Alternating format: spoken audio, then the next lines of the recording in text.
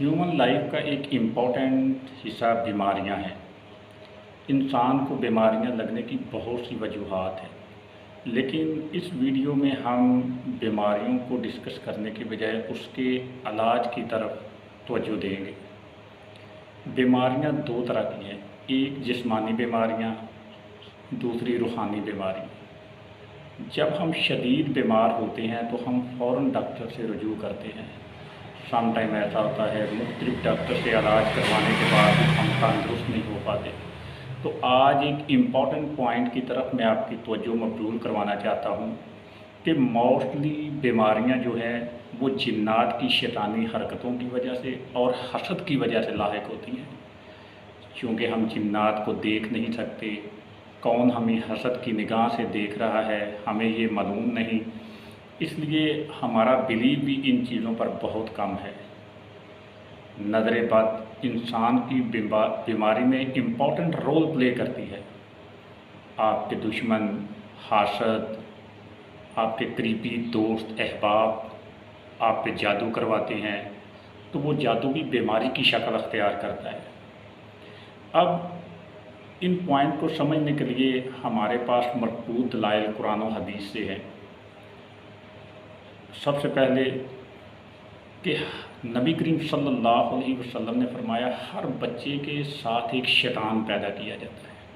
जब बच्चा पैदा होता है तो शैतान उसे चुटकी काटता है जिसकी वजह से वो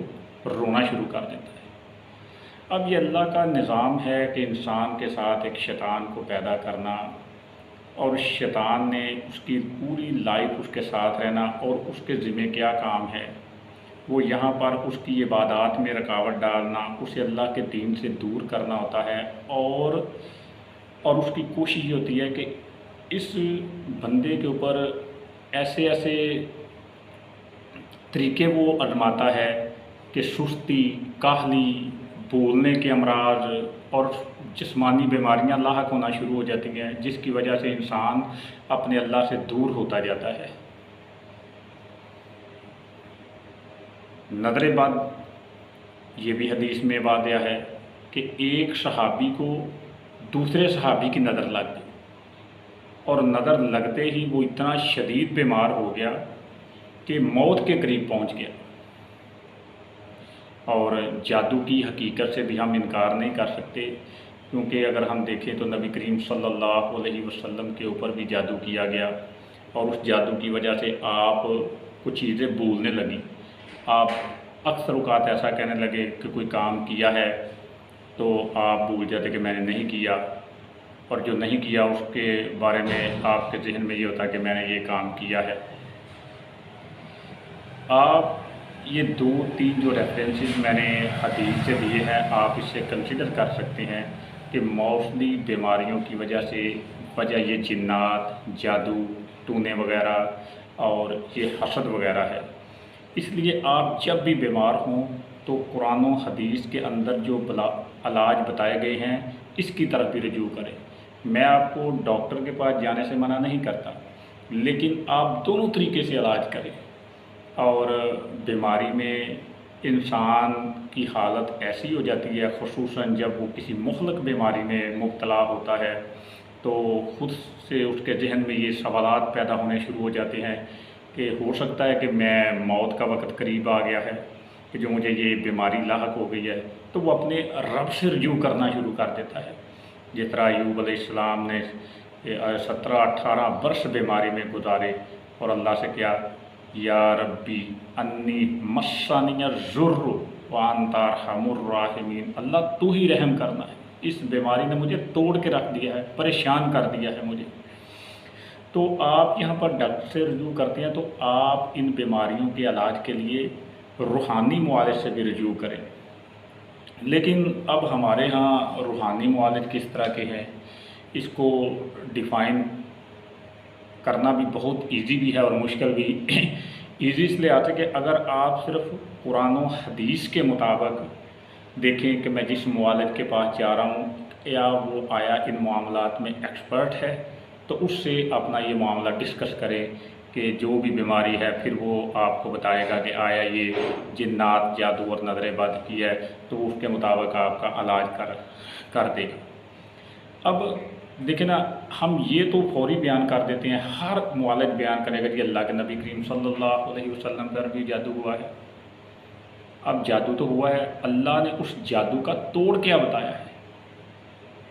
اللہ تعالیٰ نے اس جادو کا توڑ بھی بتا دیا۔ اب اگر آپ اللہ کے اوپر بلیو رکھتے ہوئے ان صورتوں کو جس طرح بیان کیا گیا ہے اس طرح آپ ان کو پڑھنا شروع کر دیں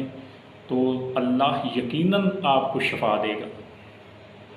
اب ہمارے ہاں جو ان مرض میں مبتلا ہوتے ہیں، اب شیطان بھی اس وقت فوراً حرکت میں آ جاتا ہے۔ فار ایگزامپل، یہ بیمار معالج مریض چاہے وہ روحانی ہوں، تو جب وہ کسی روحانی بزرگ کے پاس، کسی بھی معالج کے پاس جاتے ہیں تو سب سے پہلے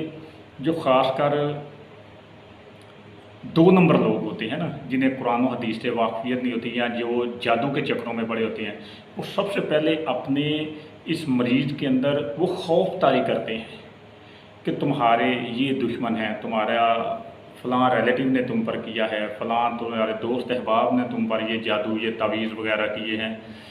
تو قرآن حدیث کے اندر اس کا بالکل ثبوت نہیں ہے، کوئی بھی ڈیفائن نہیں کر سکتا، کوئی بھی اس کی پشین کوئی نہیں کر سکتا ہے کہ مطلب آپ کے اوپر یہ جادو کس نے کیا ہے۔ خاص کر جو روحانی علاج کرتے ہیں قرآن و حدیث کی روح سے، اور جادو ویسے بھی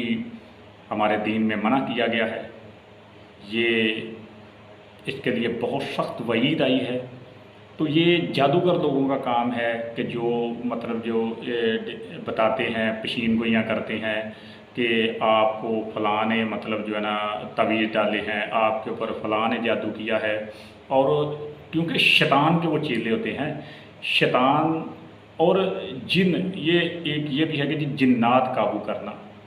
اور یہ بھی بات اپنے ذہن میں رکھ دیں، کوئی جن قابو ہی نہیں کر سکتا۔ کیوں کہ جو حضرت سلیمان علیہ السلام کی دعا ہے، بلکہ یہ شیطان جن ان جادوگروں کو قابو کرتے ہیں تاکہ وہ لوگوں کے عقائد کو خراب کریں، لوگوں میں لڑائی جھگڑے مطلب جو نا ڈلوا دیں۔ دیکھیں نا، ایک حدیث ہے بہت طویل ہے لیکن میں ان شارٹ میں، کہ شیطان پانی کے اوپر اپنا دربار لگاتا ہے اور وہ ہر روز اپنے چیلوں سے کارکردگی پوچھتا ہے،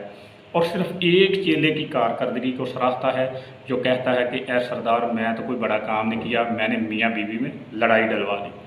اب یہی کام ہے اس کاہن کے پاس، اس معالج کے پاس جو جادو سے کام لیتا ہے، تو وہ تفریق ڈالنے کی کوشش کرتا ہے رشتوں میں دوریاں پیدا کرتا ہے۔ کیوں کہ وہ شیطان کا اعلیٰ کار بنا ہوتا ہے۔ اس لیے خدا را ایسے معالج سے بچیں، اور بالکل بھی جا کر کسی کے اگر پاس چلے بھی گئے ہیں تو اس سے بالکل بھی یہ تقاضا نہ کریں، یہ مت کہیں کہ جی ہمارے اوپر اگر جادو ہے تو یہ کس نے کیا ہے، اگر تعویذ ڈالے گئے ہیں تو یہ کس نے کیے ہیں۔ آپ کوشش کریں کہ جو قرآن و حدیث کی روح سے آپ کا علاج تجویز کرتا ہے، آپ کو خود وہ اس قابل کرتا ہے کہ آپ نے وہ پڑھائی خود کرنی ہے، آپ کو وہ طریقے بتاتا ہے، اور پھر خود بھی دعا کی طرف آپ کو راغب کرتا ہے اور آپ کے لیے بھی دعا کرتا ہے، اور جو بھی اللہ تعالیٰ نے اسے علم عطا کیا ہے اس کے مطابق بھی وہ آپ کے اثرات زائل کرنے کی کوشش کرتا ہے۔ تو اس لیے یہ بہت امپورٹنٹ وہ ہے، اگر آپ بیمار ہو جائیں تو ڈاکٹر کے ساتھ ساتھ روحانی معالج سے بھی لازمی رجوع کریں،